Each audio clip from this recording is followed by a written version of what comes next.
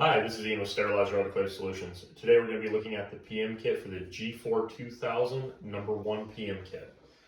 First thing that's come with is a cassette seal and lube kit. There are instructions located inside the cassette seal kit, as well as a video link on our website. Proper installation is important to ensure there are no leaks. The next thing is the compressor filter. This is located on the back of the unit.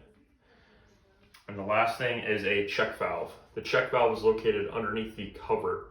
Proper removal for that cover is important. There is a video link located on our website.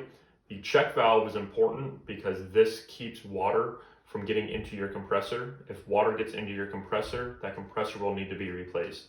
This is a 2-year preventative maintenance kit. If you have any issues, please give us a call, 704-966-1650, option 3 for tech support. Please like and subscribe. Thank you.